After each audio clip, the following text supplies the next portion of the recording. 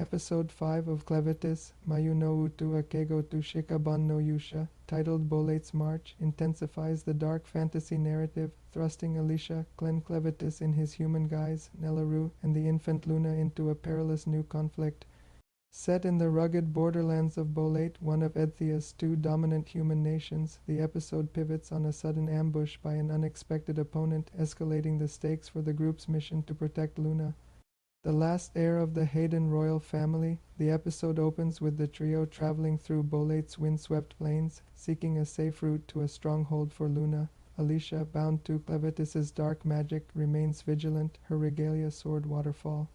Slicer, humming with power, Clen, disguised as a frail boy, observes humanity with growing curiosity, tempered by his bond with Luna. Nelaru, having embraced her role as Luna's caretaker, provides emotional stability.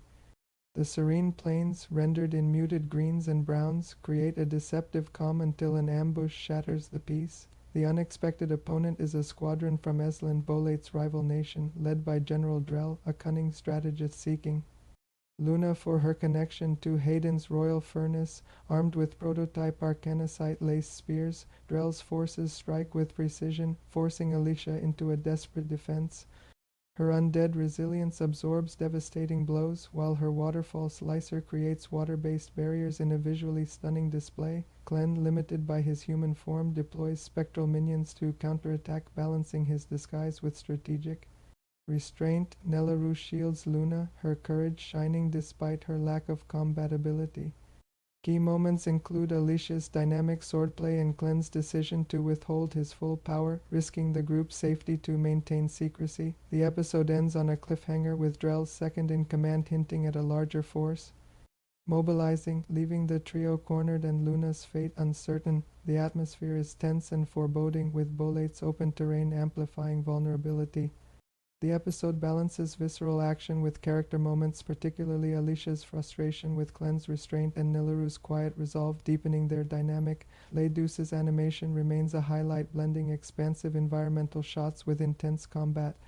The Boelate plains are depicted with windswept detail, though the grainy filter, a stylistic choice, occasionally obscures finer elements. The ambush sequence shines, with Alicia's waterfall slicer carving fluid, shimmering arcs of water against the arid setting. Eslan's soldiers, in angular armor with glowing arcanocite spears, move with disciplined precision.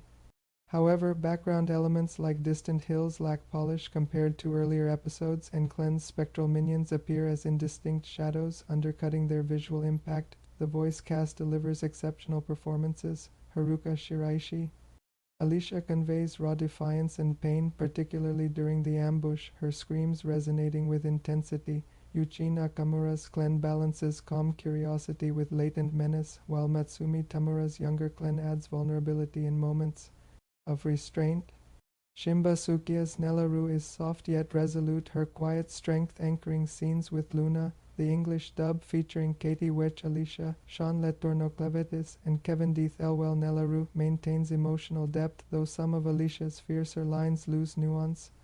General Drell's voice carries cold authority, making him an instantly compelling antagonist. The pacing is brisk, with the ambush hitting early and sustaining tension throughout the 23-minute runtime. Action sequences are balanced with brief character moments, such as Clen's musings on Eslan's motives and Nelaru's tender care for Luna. However, Drell and Eslan's introduction feels abrupt, with limited context that may confuse anime-only viewers. The cliffhanger ending, while gripping, cuts off just as the stakes escalate, potentially leaving audiences wanting more resolution. Compared to earlier episodes, the pacing is tighter but sacrifices some depth for speed. Episode 5 excels in its action and character dynamics. Alicia's combat prowess, enhanced by her undead state and waterfall slicer, delivers thrilling sequences that showcase her tactical growth. Clen's internal conflict, balancing his study of humanity with protective instincts, adds moral complexity. Nelaru's evolution from a broken figure to a courageous caretaker grounds the group emotionally. The introduction of Eslan as a new faction expands Edthea's geopolitical stakes, keeping the narrative unpredictable. The rushed introduction of Eslan and General Drell lacks the backstory provided for earlier antagonists like the Ravens, making Their motivations vague, the grainy aesthetic, while atmospheric, occasionally muddies fast-paced scenes, and Clen's spectral minions are visually underwhelming. Luna's role as a plot device remains static, with her significance mentioned but not explored, which may frustrate viewers seeking deeper insight into her importance. Boelate's March is a gripping, action-packed episode that elevates Clevatess's dark fantasy narrative with a sudden, high-stakes ambush. Alicia's dynamic combat, Clen's strategic restraint, and Nelleru's quiet courage keep the trio's dynamic compelling, while Eslin's introduction broadens the world's scope. Despite stellar animation and voice acting, the episode stumbles with its abrupt antagonist introduction and underdeveloped visuals for Clen's powers.